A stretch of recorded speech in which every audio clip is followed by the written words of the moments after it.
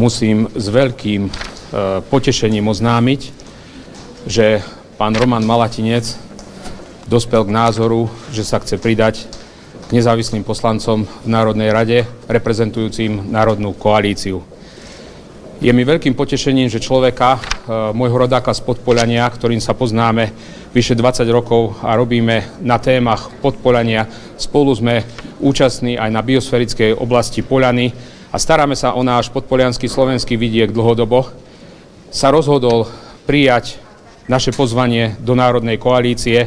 Na najbližšom sneme bude menovaný za podpredsedu Národnej koalície, člena predsedníctva pre kultúru, regionálny rozvoj a samosprávu a týmto pádom ho v našej strane vítam a pevne verím, že Národná koalícia, ktorej voda, pôda, les je hlasnou témou, sa týmto pádom rozšíri o oblasť kultúry, ktorej bude Roman hlavným nositeľom a oblasť regionálneho rozvoja a takisto samosprávy, v ktorej dlhodobo pôsobí ako vicežupan Banskobystrického kraja a želám mu z tohto miesta naozaj veľa úspechov, pôsobení v Národnej koalícii a zároveň stále deklarujeme, že sme nápomocní a pripravení pomáhať naplňať vládnej koalícii programové vyhlásenie vlády a byť súčinní v rámci koaličného programu, na ktorý sa vtedajší klub SNS, ktorého sme boli súčasťou,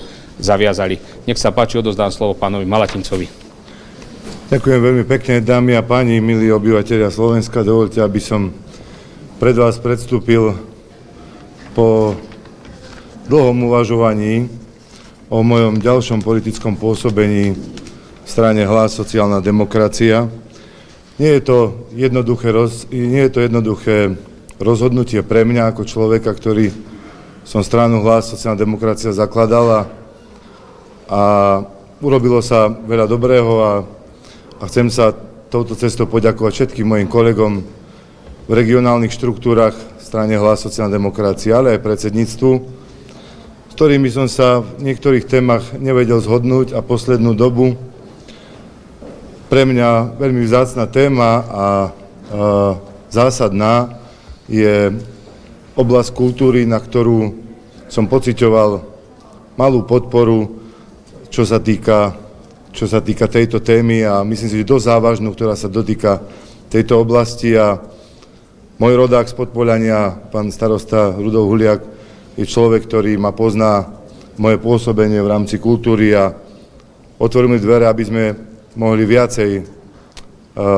rozvíjať túto tému. Takže dnešným dňom vystupujem z poslaneckého klubu Hlas sociálna demokracia.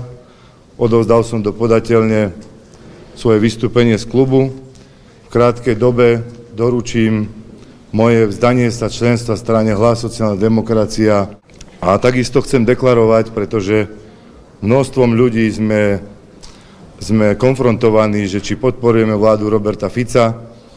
Vždy som bol človek, ktorý podporoval vládnu koalíciu. Áno, v niektorých témach som mal výhrady a potreboval som zásadné rozhodnutia, aby sme mohli zmeniť niektoré témy. Takisto budem podporovať programové vyhlásenie vlády spolu s mojimi ďalšími kolegami budúcimi a ešte raz sa chcem poďakovať všetkým. Vstupujem do strany Národná koalícia, v ktorej chcem pokračovať v podpore ochrany hlavne kultúrneho dedičstva a rozvoj regiónov, predovšetkým Banskobystrického samosprávneho kraja, odkiaľ pochádzam, kde pôsobím ako podpredseda Banskobystrického samosprávneho kraja. Opakujem aj dôvod môjho odchodu z politickej strany Hlas sociálna demokracia.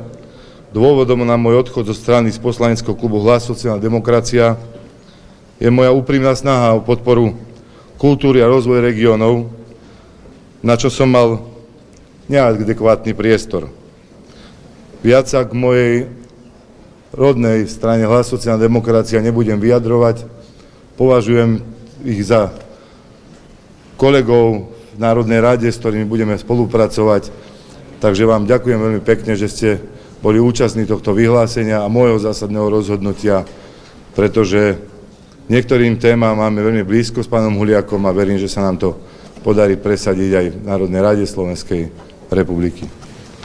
Vítajte u nás. Ďakujem. Rozhodli sme sa po debaty aj s ministrami, ktorí predkladajú či už zdravotnícky zákon, ale zákon, že tieto zákony podporíme. Je to nevyhnutné z titulu prijatia legislatívy, čo sme deklarovali svojim voličom, že robíme prácu pre nich, aby sme jednoducho túto schôdzu otvorili. Zákon o zdravotníctve, stavebný zákon podporili a ďalej už to bude v rukách pána premiéra, ako sa s nominantami Národnej koalícii, ktorí zastupujú ako nezávislí poslanci v Národnej rade, dohodne, pretože sme sa jasne deklarovali, že v prípade toho, že sme vstúpili do rokovaní, tak je to v režime, že budeme informovať médiá až po ich ukončení. Ďakujem. Nebudeme v tomto prípade polemizovať ani vytvárať nejaké dogmy. Jasne sme sa vyjadrili, sme v rokovaní s pánom premiérom a tým pádom je táto otázka uzavretá. Osvoja si tieto vaše slova aj vaši noví partneri v strane? Ja som s pánom Huliakom o tejto téme rozprával a bol asi jediný z politických strán, ktorí svojim vyhlásením kritizovali pani ministerku kultúry, čo som očakával od svojej materskej strany a to sa žiaľ nestalo. A rozhodol som sa prijať túto podanú ruku od pána Huliaka. Ja som aj dneska absolvoval s pani ministerkou rozhovor, bol som ráno 8:30 u nej a nenašli sme nejaký kompromis riešení, ktorý by mala nastať v rezorte kultúry. A sedel som tam zhruba 1,5 hodiny, vyjadrovali mi svoje postoje, s ktorými ja sa nestotožňujem a viem to s nimi ešte komunikovať. Podal som znovu a pomocnú ruku, že chcem a kritizujem niektoré veci, ktoré sa odohrali v rámci kultúry. A čo očakávate, že v Národnej koalícii presadíte v rámci kultúry? Tak ja tie témy mám jasné, ja som ich deklaroval aj v strane Hlas sociálna demokracia, to je regionálny rozvoj, kultúra a aj oblasť cestovného ruchu, ktorý je mne blízky. Dojde k dohode s pánom premiérom a Národná koalícia bude mať svoj rezort a bude mať možnosť preukázať, akým spôsobom naplňa vôľu občanov, ktorí nás do tejto pozície zvolili, tak budeme vidieť výsledky a budeme sa o tom rozprávať o 2,5 roka. Ďakujeme pekne za. Ďakujeme pekne.